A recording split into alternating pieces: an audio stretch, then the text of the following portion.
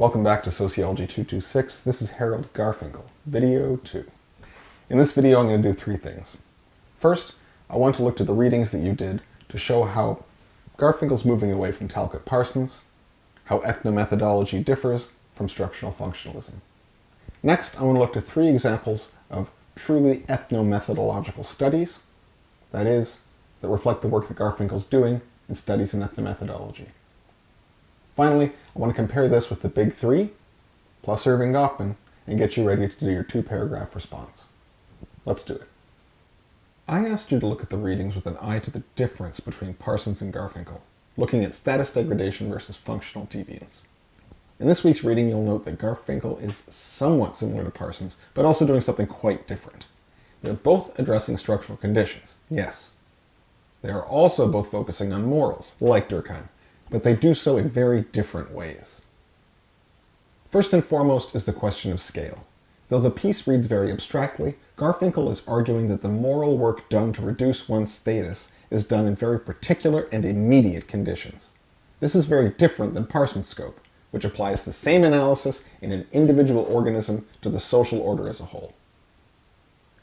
For Parsons, the moral order exists at the nexus between agency and structure, how roles and collectives determine the action that allows them to continue. Action is by definition moral insofar as it takes place in a cultural climate, expresses choice so long as a choice exists, and is corrected should it challenge the structure in which it takes place, if that structure is to persist. Morality is a question of structural reproduction of social action.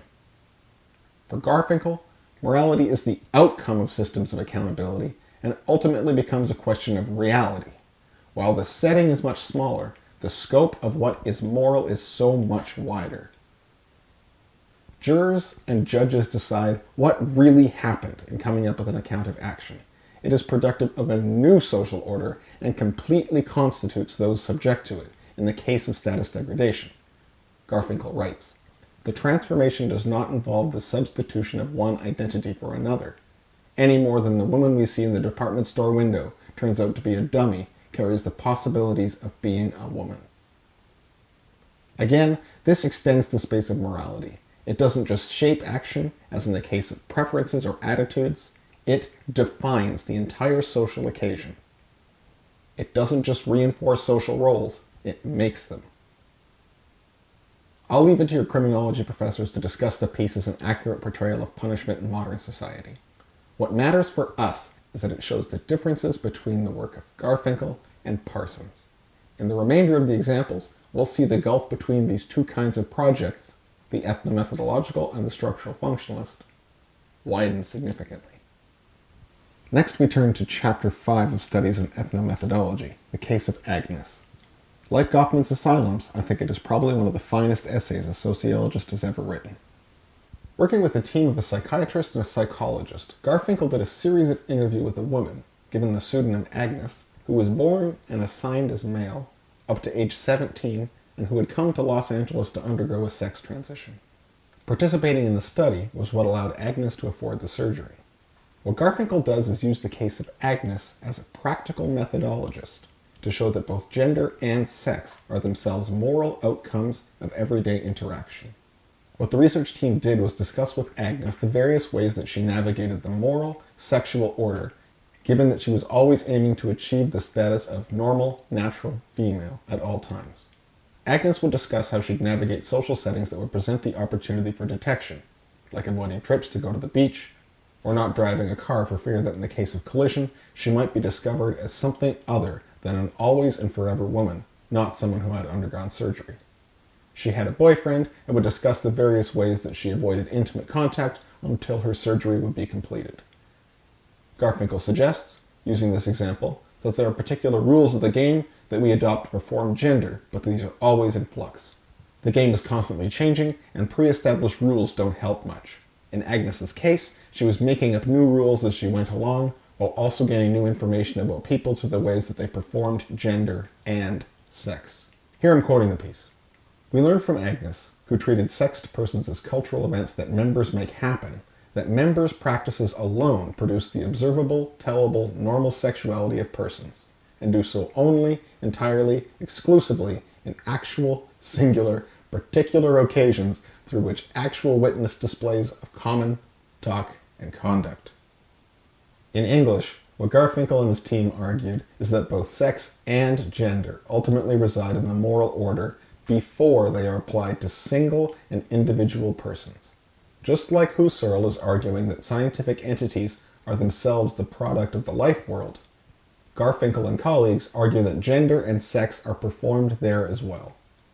In this sense, sex and gender are cultural events rather than individual possessions. Now, I keep saying gender and sex for an important reason. It isn't only that we come up with particular forms of gender that are applied to more fundamental biological sex. This we call the sex-gender dichotomy. Garfinkel is making a much stronger claim about the nature of sex. He's arguing that even biological sex is organized in the spaces of collective action.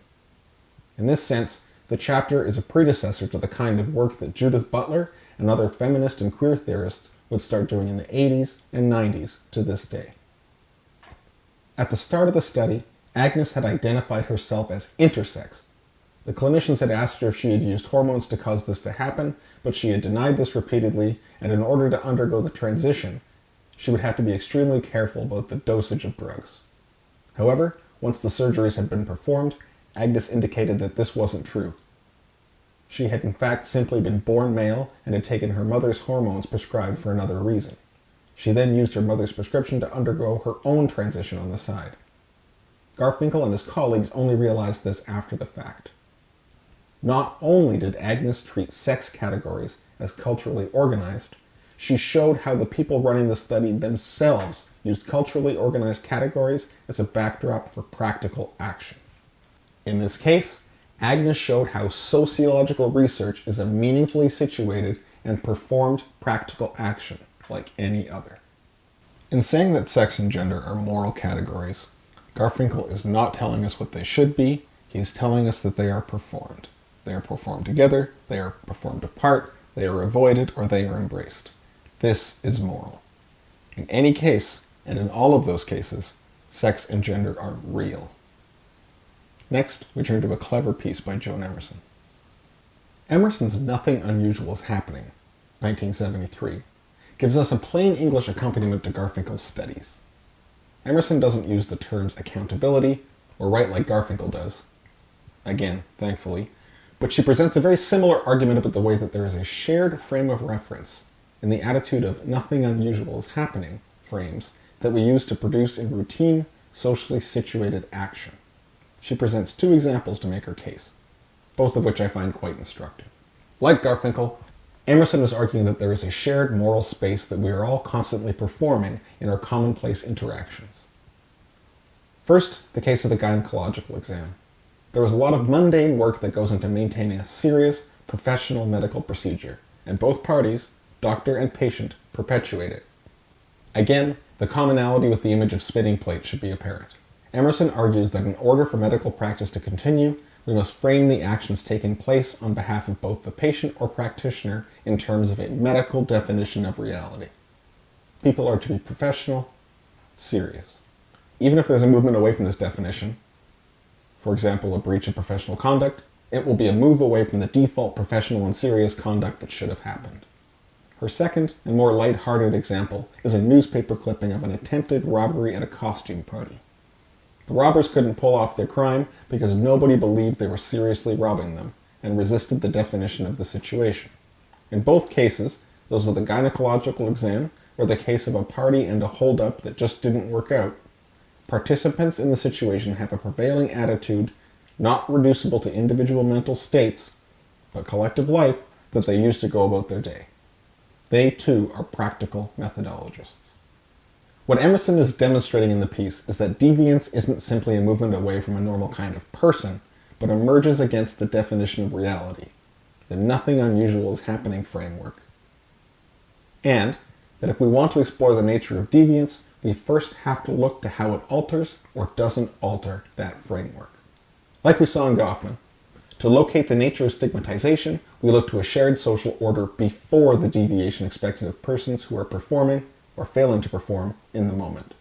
There are differences between Goffman's approach and this one, which we will return to, but these are important similarities: the focus on co-presence, collective morality, routine, and normalcy. Finally, I want to look to the case of A.B. Robillard, one of Garfinkel's students, but also somebody working in disability studies, my own area of research. This is selfish, but also going to tell us a little more about ethnomethodology. Robillard's piece is autoethnographic. That is, he is speaking and writing from his own first-hand experience. This is somewhat of a departure from Garfinkel's approach to ethnomethodology, since, as I mentioned earlier, he suggests we can't explicitly state the shared moral organization that we put to work in everyday life. The setting is this.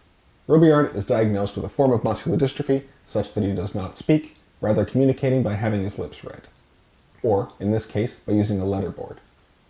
In the instance described in this particular piece, Robillard is in the intensive care unit for 3 months, following a bout of pneumonia. Hence the quote above. This field work is not recommended. Given that the interaction between him and the nurses in the hospital was always rushed, he rarely had time to form entire sentences with the letterboard when his assistant wasn't present. Thus, he wasn't to participate in communication at all. Not because he can't, but because rushed moments prevented this, and the inability for all members of society to read lips. However, there were nurses with whom he became more familiar, and were more able to communicate with him. As he was at the University of Hawaii, nurses there do short 3-month stays before returning to the mainland, so he found that he was able to gain interactional competence only for a short while before he'd have to start all over again. What he does is illustrate that real-time communication only unfolds against a backdrop of shared action and performance. In another example, anybody who's used Zoom on a bad internet connection knows how easily communication can fall apart. Again, we see here that social order is a performed, shared, meaningful outcome. Robillard's hospital stay demonstrates the limits of accountability and the socially organized nature of ability. This is the point of disability studies. Let's see how Garfinkel compares with the rest of the sociology we've read in this course. In terms of Marx, Durkheim, Weber, we see a very different view of what sociology is coming from the ethnomethodologists. It is not possible, they argue, to get a bird's eye view of society, either to determine the laws that shape human behavior, to explain economic rationality, or to gain an historical account of individual rationalities. Through Garfinkel's rather strange reading of Durkheim on social facts, we cannot interpret action scientifically without changing the object itself. Marx, of course, would want nothing to do with any of this, since we're not really dealing with economic structures. He would call this all a bourgeois waste of time. Durkheim, too, since we aren't producing accounts of social structure that allow us to compare societies and the nature of social facts about them. Even though Weber, too, does interpretive sociology, we can see that Garfinkel does not think we can give a desituated account of social action. Neither Weber nor Parsons can describe social action in a way that is not itself accountable to social order in one form or another. All of the big three are committed to what Garfinkel calls formal analysis, in that they show up to the scene with a pre-established set of categories through which to understand society. There are no formal rules to social order, says Garfinkel. This is his main break with the big three and with Talcott Parsons. I think the most interesting of these perspectives to compare is the work of Erving Goffman. Both he and Garfinkel were friends. They both worked at California universities, and both of them looked at the small-scale encounter as a site where social order takes place. But there are important differences. Goffman is more interested in how we maintain the appearance of order, despite the fact that everything is a disaster under the hood. He's interested in the small ways that people express themselves as ordered, the different ways that we carve out our own lives against larger institutions. Garfinkel, by contrast, is interested in the background order that makes social life possible at all. Social life isn't a disordered mess like it is for Goffman. Rather, there is a meaningful backdrop that is common to all potential social situations, and it is our job to make the backdrop apparent, even though we can't express it in a formal manner. Do we understand the difference here? Goffman's interested in small sites of push and pull in institutionalized settings, whereas Garfinkel is interested in how the whole show goes on in the first place. In this sense, the two differ on the problem of social order. Okay, now it's your turn. In 2 paragraphs, between 5 to 8 sentences in length, and with reference to the readings. 1. Compare Garfinkel's ethnomethodology with Parsons' functionalism. 2. Explain the difference between the two using the example of the courtroom. See you soon.